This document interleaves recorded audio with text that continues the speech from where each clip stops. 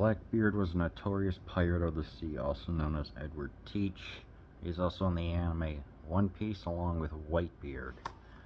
And contrasting personalities. There's one called Yellowbeard. For 12 years, Yellowbeard, Graham Chapman, 12 years, has looted the Spanish Main, making men eat their lips and swallow their hearts. Caught and convicted for tax evasion, he's sentenced to 20 years in St. Victim's Prison for the extremely naughty. In a scheme to confiscate his fabulous treasure, the Royal Navy allows him to escape to follow him to the Spanish Main, where saucy tarts, lisping demigods, and some awful puns and punishments await. Starring a who's who of comic cut-ups and cutthroats, including Graham Chapman, Cheech and Chong, Peter Cook, Marty Feldman, Eric Idle, Madeline Kane, John Cleese, and more. You have got an ensemble of some of the greatest British comedians of all time, and including some person named Martin Hewitt, where they wanted to get an American actor. And now you're thinking, oh, this is going to be an absolute riot fest about pirates in the 1600s. No. This movie is it's just boring. For the first half, it's boring. I mean, to be fair, Graham Chapman does a good job portraying a ruthless, vile pirate, when he's on there, like when he's trying to think of a name for himself, and he's got this doctor saying, like, Dr. Clock, Dr. Flask, that he says no, Professor, I'm sorry, instead he suggests, Professor Rape, Professor Krill. They ultimately go with Professor Anthrax, or whatever, so that was kind of funny, but what we get is the Royal British people. We get a bunch of kind of forgettable characters, it's like this British Majesty's Secret Service, like a bunch of characters that get introduced, it's like at least 3 or 4 of them, and then we even get like this intimidating blind man that's tall, but at the same time, it's like, what are they there for? There's just, ultimately they do get him released about 30 minutes in. It's like, what? I don't know.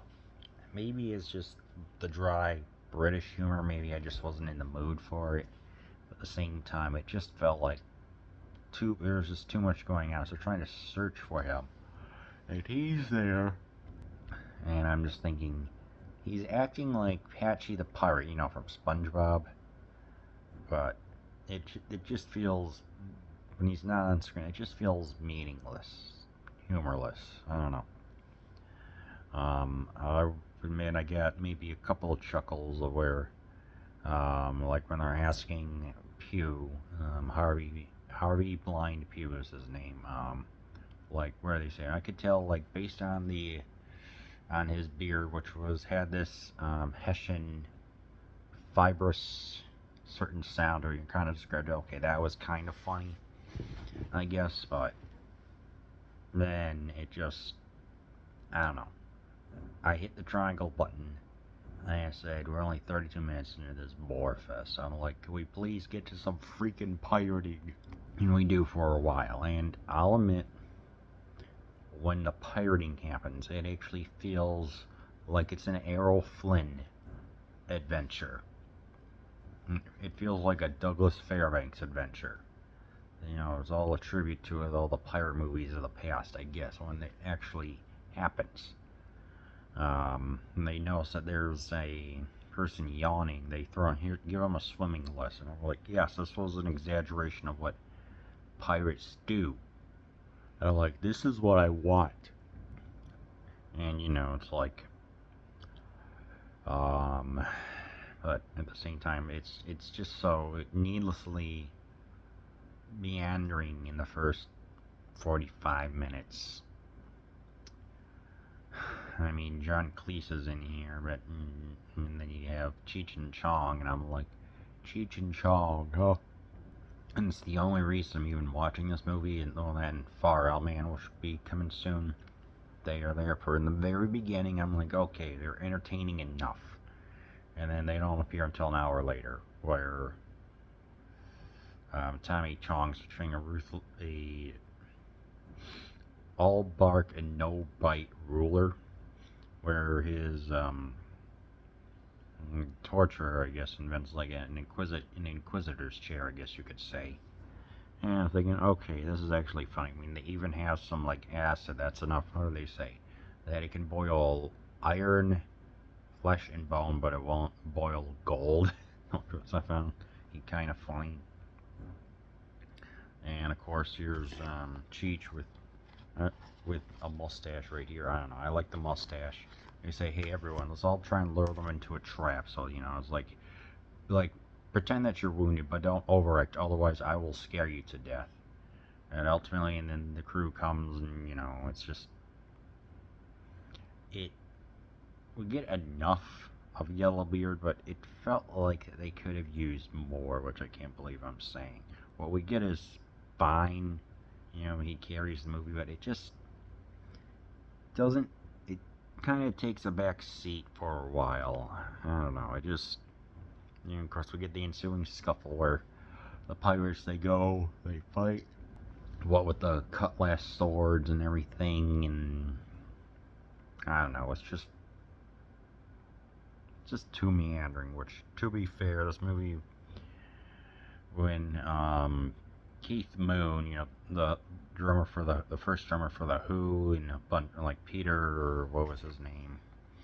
Yeah, some other guy, yeah, Peter Cook and a couple of others were wanting to make a movie about pirates. They said, yeah, let's make that happen. Let's make it a comedy. They were going to have Keith Moon come in, but he was, due to all the drugs and everything, he was physically unable to perform it.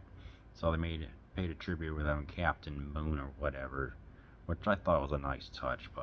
And of course, this movie went through 4 different scripts and revisions.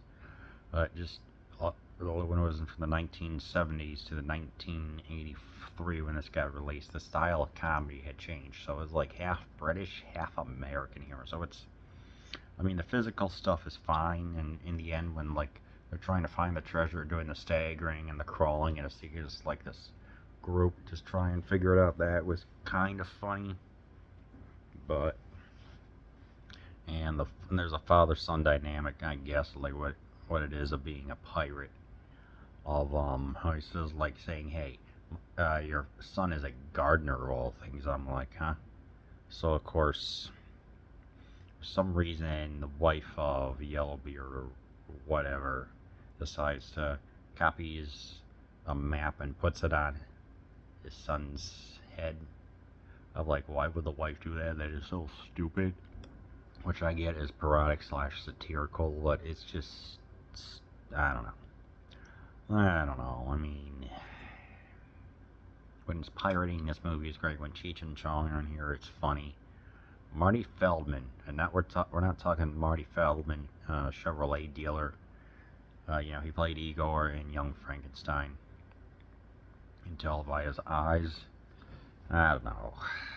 I mean, really, if you wanna laugh at it, laugh along with it for certain things, but yeah, ultimately, I don't know. I just think this movie's okay. It's okay. Just watch it if you want, but only really for Cheech and Chong completionists.